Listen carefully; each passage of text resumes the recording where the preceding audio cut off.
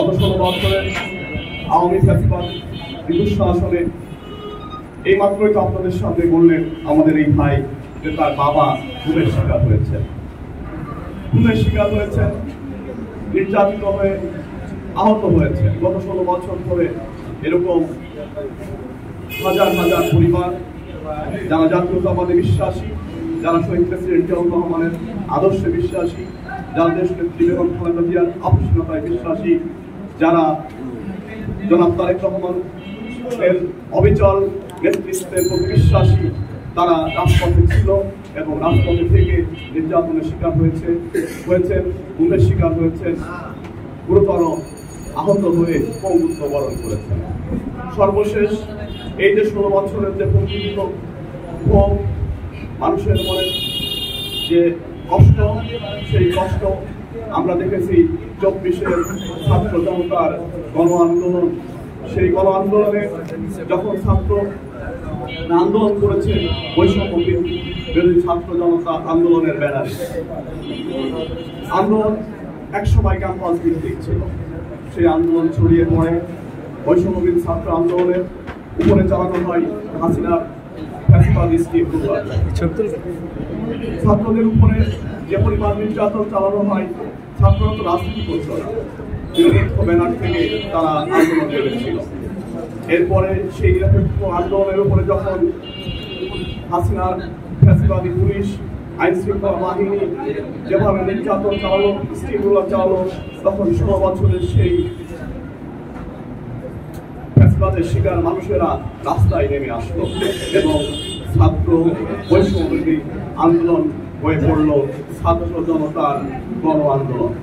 এবং ছাত্র জনতার গণ আন্দোলন চলাকালে যেভাবে শুধু মোহাম্মদপুরের চিত্র নয়, সারা বাংলাদেশে মানুষ যখন রাস্তায় নেমেছে, ছাত্র জনতা, রিক্সাওয়ালা, শ্রমিক, মজুর যখন সবাই রাস্তায় নেমেছে, তখন সেই আন্দোলন গণ অভ্যুত্থানের দিকে এগিয়ে যায় এবং এক পর্যায়ে ছাত্র জনতার গণ আন্দোলন গণ অভ্যুত্থানে রূপ নেয়।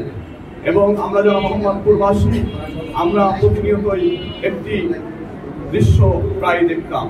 কারণে আমরা যখন গণভবনের, এখান থেকে তো গণভবন কয়েক কিলোমিটারের মধ্যে, তাই না, গণভবনের দিকে যেতাম, যারা লক্ষ্মীন্দরের বাসর ঘর, সেই বাসর ঘরে শেখ হাসিনা শুয়ে আছে।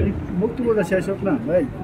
এই বাসর ঘর এমন ভাবে গ্রহণ তৈরি করেছিল যে সাধারণ মানুষ আমাদেরকে যদি কোনো কারণে চক্ষু হসপিটালে যেতে হতো, কোনো কারণে আগারগাঁও পাসপোর্ট অফিসে যেতে হতো, কোনো কারণে আইডিপি সেন্টারে যেতে হতো, বা কোনো কারণে মিরপুর অঞ্চলে যেতে হতো, মোহাম্মদপুরবাসীদের অনেকখানি ঘুরে যেতে হতো, অথবা সন্ধ্যার পরে অনেক ঘুরে আসতে হতো।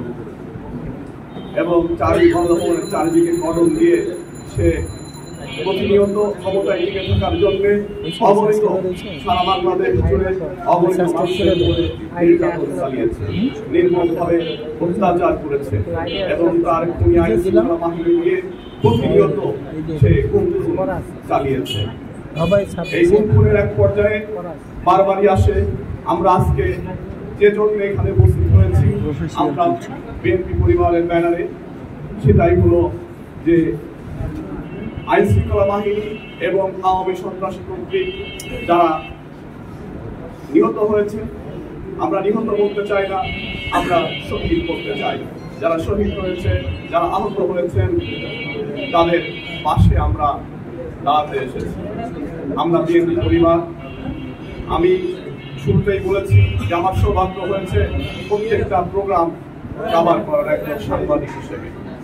আমি দেখেছি আমরা বিএনপি পরিবারের জনাব আতিকুর রহমান রুমন সহ প্রতিটি সদস্য আন্তরিকভাবে বিএনপির ভারপ্রাপ্ত চেয়ারম্যানের পক্ষে এবং ওনার নির্দেশনা মতে ওনার সহকর্মিতার বার্তা প্রত্যেকটা শহীদ পরিবারের কাছে, প্রত্যেকটা আহত ব্যক্তির কাছে পৌঁছে দিয়েছেন। এবং আমাদের 16 বছরে এমনভাবে রাজনৈতিকভাবে আমরা সবাই রোজগার হয়েছি, কোনো ব্যবসা বাণিজ্য করতে পারে নাই আমাদের লোকজনেরা, ভালো চাকরি পায় নাই আমাদের লোকজনেরা, সবকিছুই আওয়ামী কোঠায়, ফ্যাসিবাদী কোঠায় নিয়ন্ত্রিত হতো। অর্থনৈতিকভাবে আমরা আসলে গত 16 বছরে এমনভাবে সবাই পিছিয়ে পড়েছি, সেই প্রভাব পড়েছে আমাদের দল বিএনপির উপর। সাংগঠনিকভাবে আমরা ওইভাবে 16 বছরে আমাদের যারা অর্থ দিয়ে একটা দল, আপনারা জানেন একটা দল পরিচালনার ক্ষেত্রে অর্থ লাগে, শ্রম লাগে, যারা পৌঁছে দিয়েছেন খুব কম সময়ে এইভাবে সহযোগিতা নিয়ে আমরা আমাদের সেই ক্ষুদ্র সক্ষমতা দিয়ে আমরা বিএনপি পরিবারের ব্যানারে আমরা নিহত শহীদ পরিবারের পাশে দাঁড়াতে পেরেছি, আমাদের পরিবারের পাশে দাঁড়াতে পেরেছি।